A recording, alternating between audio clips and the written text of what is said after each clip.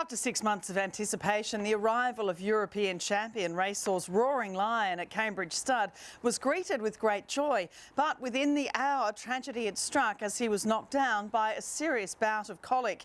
He did have 2 operations and seemed to be on the road to recovery before sadly succumbing to the terrible affliction. I caught up with Henry Plumptre to hear more about just how this has affected so many people.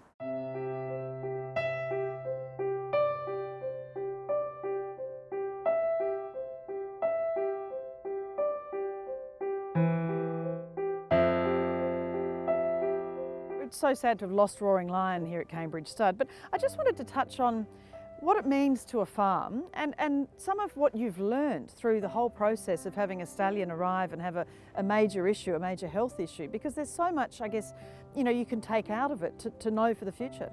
I think the first thing to sort of point out about stud farming and the question of the sort of industry that it is, that there is often a misconception that it is horses running around paddocks. It's all very easy, it's about people with lots of money, and does it actually do anything? Well, not really. It's not saving lives or doing anything like that.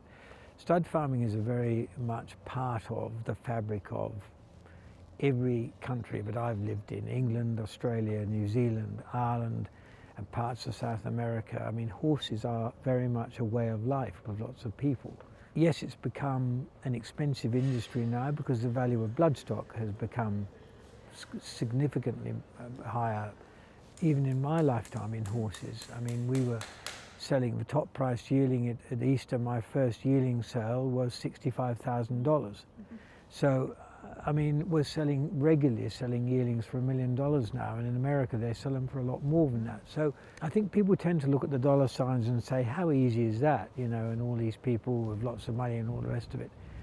What happened with Roaring Lion brings into sharp focus the downside of an industry like this, because it underlines how fragile these creatures are and how quickly what should be an amazing occasion, a great career about to start, how quickly that can be thrown out the window.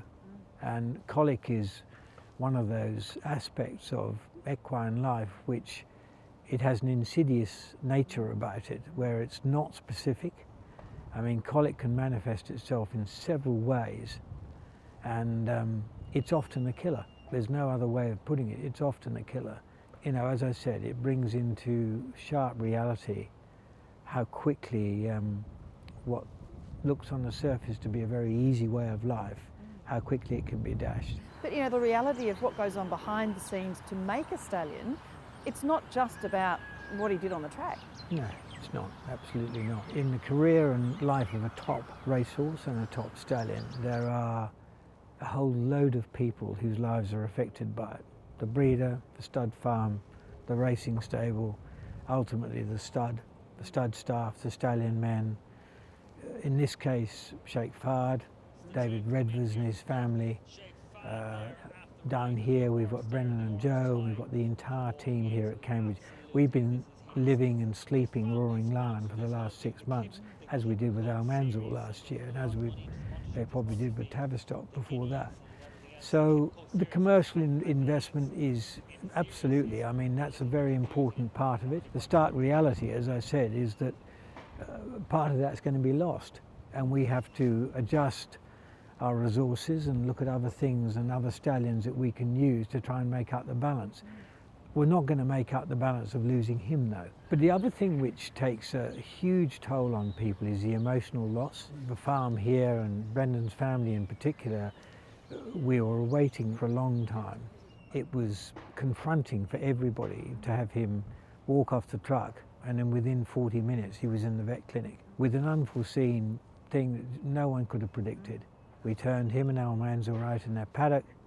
They both ran around a bit, had a bit of a buck, had a bit of a fart, sort of carried on like stallions do when they're showing off. One horse dropped his head and started grazing, and the other horse dropped.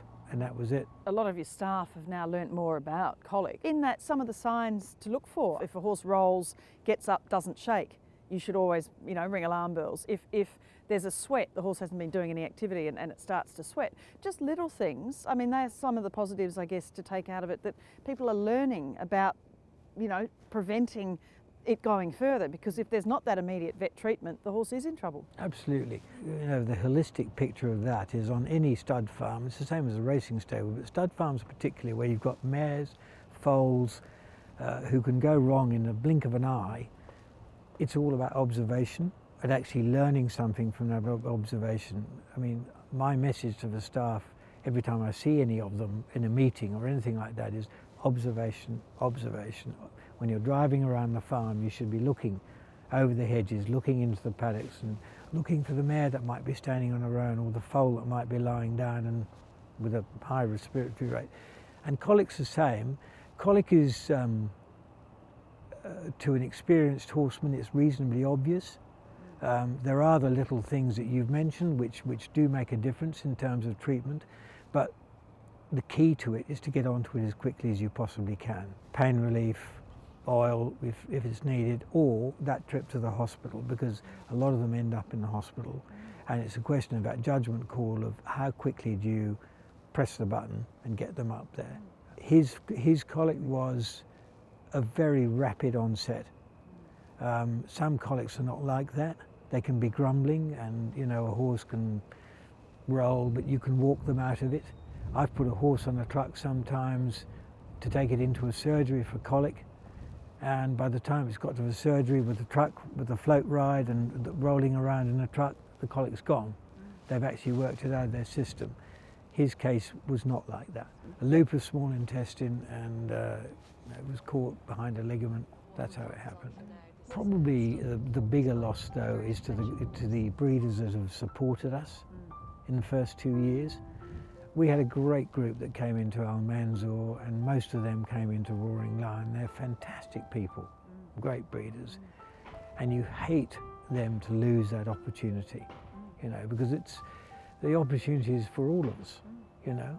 But, you know, I know Brendan now pretty well.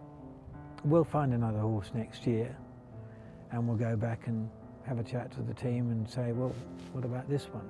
You know, and hopefully we won't be as unlucky as we were with the Grey.